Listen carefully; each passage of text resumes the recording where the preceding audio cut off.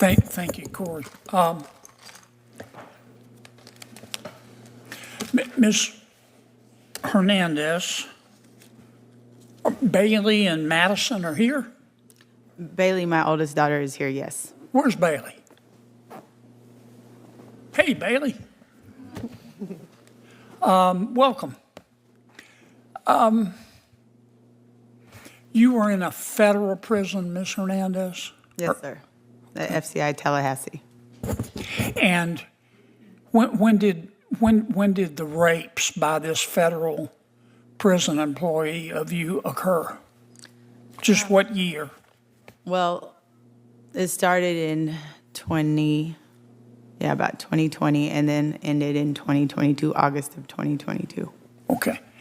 And you reported him. I did.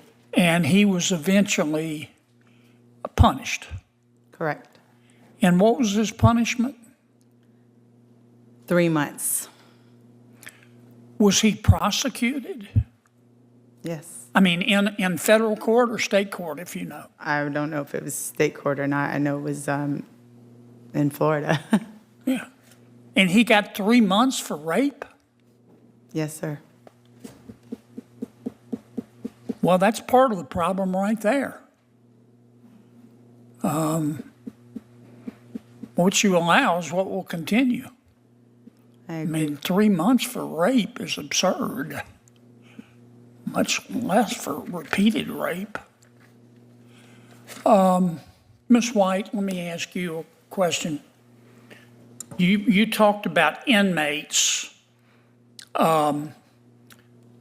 violating sexually and being engaging in offensive conduct with respect to female federal prison staff. Yes, sir. Are those inmates who do that not punished? No, sir, not typically. Why not? That's a very good question. Oftentimes, the incidents are reported. Our prisons are very overpopulated. Discipline is an issue that we have been struggling with. Even when they are reported, it's handled internally with a small sanction. Typically, they're removed from general population and placed in special housing unit for a limited amount of time and then placed back in general housing.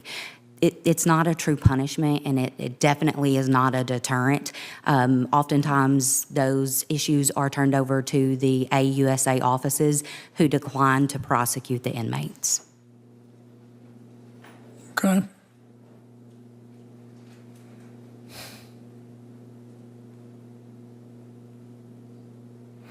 Ms. Bowler, let me ask you a couple questions. I want to be sure I understand your testimony. The state of California has a law that says if you're convicted of a crime, you can declare your gender and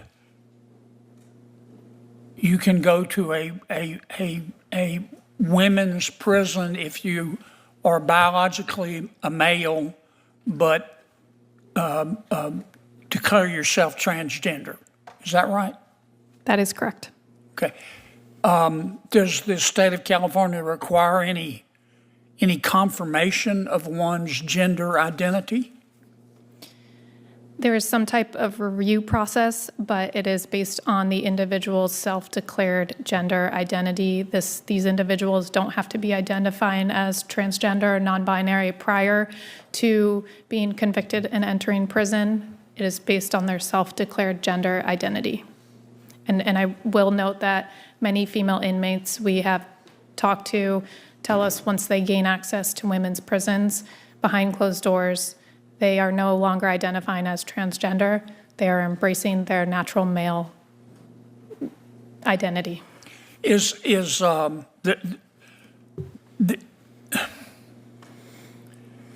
this primarily an issue in California, or does your organization get reports from other states? It is certainly the most pervasive in California, since California was on the forefront, one of the first states in the country to pass this state law. But the BOP also generally recommends housing inmates based on their gender identity. There is, again, a review process there. Wait, you where say the BOPs, that's the federal prison Bureau system? of Prison. Under the Biden-Harris administration, they ordered federal prisons to recognize trans-identified inmates' health and safety when making housing decisions, and even declared for the first time that gender-affirming surgery may be medically appropriate, which means taxpayers would be funding it. These rapes that you talked about, do we have any idea how many have occurred nationwide? I think that is one of the problems, and that was one of the problems, my understanding, going into PRERA, that there was a lack of reporting. I can tell you in California, state numbers are that 2,186 trans-identified inmates exist in the state. As of now, I'm aware of 351 of them requesting to go to female Okay, could you prison. give me those numbers once more? I apologize. 2,186 trans-identified inmates currently exist, according to the latest numbers reported by California. Of those, only 351 of them are actually trying to go into female prisons. And I'd also note, in 2022, 1/3 of trans-identifying inmates seeking access to the female prisons were registered sex offenders. Okay, so there are 2,200 transgender women in women's prisons in California? Those are just all trans-identified individuals, so they could be biological men or biological women, from my understanding. Okay.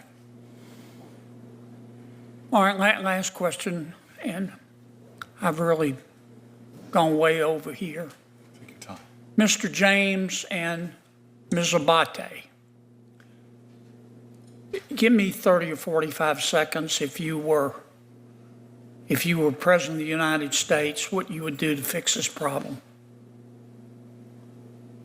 I was President of the United States. Microphone, you should say that with more bass in your voice. You're president. Yes, sir. You're president, Yes, sir. so let it be heard. As President of the United States, I would do an executive order asking for additional funding for all incarceration facilities across this nation, increase staffing, and push that all correctional facilities have professional employees who are heroes. The reason I would say that is because if you think of the worst things that happens in this country and the worst people who conduct these things, where are they housed? And who is monitoring those individuals where they are? If we look at how we celebrate people in this nation, rightly so, we call our heroes our military, our law enforcement officers, our firefighters, and our EMTs. But we forget the people who monitor the people we call the worst in our country. And so one of the reasons we don't have a robust correctional staffing in this country is because we don't celebrate those people who take the risk to be correctional officers. Well, let me ask you this, Mr. James, Yes, sir. and I don't disagree with anything you said. How about adding to your list, punishing the hell out of people who rape other people in prison? I agree. But president doesn't make laws, sir. Yes, sir, but when you get to be president, I'll bet you can get it done. Yes, sir. Will you vote for me, sir? Yes, sir. We all heard that. Ms. Abate, Yes, sir. Thank you so much. I'm looking for specific, how do we stop this? So first of all, I think we have to realize that when we over-sentence people for any crimes, we're overpopulating our prisons. At the same time, staffing numbers are dwindling. That is dangerous for incarcerated I people. know, but you can't let people rape other people, whether in prison or outside of prison. So let's focus on what the people involved in this system need. And the people that are in the prisons need access to outside folks so they can have support, so they can report things safely, so that they can receive counseling from community organizations that can translate into when they leave the facility. So they can have that ability to heal from the trauma and process what's happened to them. We need to ensure that staff are provided with what they need to do their jobs, including adequate training, adequate numbers, the ability to take a day off to go see a kid's recital without having to call in sick because you know you won't be allowed to go, thereby forcing other folks to supplement when you need time off. We have to take care of the people in these institutions because as much as some staff are the problem in this area, all staff are the solution. We have to listen to Ms. White, we have to listen to Mr. James, listen to the field what they need. We have to continue our efforts to enforce these PREA standards. They're providing us with the best answer. We've had criminal laws saying you can't rape anybody anywhere. Raping people in custody has always been against everyone's policies, and yet we still needed to, in 2003, pass the Prison Rape Elimination Act. That's outrageous. So that was designed to study how does it happen? What is it about these systems? And so I urge us to look at those reasons, look at what came from those discussions, bipartisan discussions, PREA Rape Commission and the commissioners, and see what we came up with at the at DOJ ultimately. I think it provides the best answer and the best way to cure the situation, but we have to have adequate funding and attention, and we have to listen to people, we have to believe them, regardless of what color your uniform is. If it's orange, if it's blue or brown, staff are reporting these things, they know what's going on, they are not being listened to. We've got to hold facility and agency leadership accountable and to take action when they find out about this stuff because they know, and they don't, and that is not okay. And if agencies aren't listening to their leaders, and their staff, you think people didn't know that a warden was raping people? They did. They reported. Nothing happened. How are women ever supposed to come forward? How are men supposed to come forward who've experienced sexual abuse in custody? We have to support the people that work and live in our prisons. Well, I want to thank all of you for being here. I've learned a lot. They're blowing up my phone here. You can't hear it because I put it on silent. Because I've got to be back in my office. So I'm going to have to take leave. I'm asking my staff here and making a note to myself. Ms. Hernandez, I'm going to find out why someone raped you and got 3 months of punishment. Thank you. I'm going to find that out. Okay? That's not right. Thank you. I mean, that's not justice. And I want to thank my friend, Senator Booker, for calling this hearing.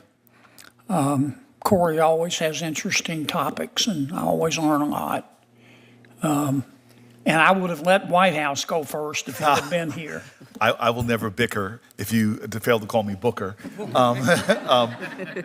I know how demanding the day is. And I know you were. I'm sorry. No, you were stepping in at the last minute. So I really appreciate you. And again, we're praying for Senator Cotton in this time of grief. All right. Thank you, sir. folks. I'm sorry what happened to y'all. I mean, I'm really sorry.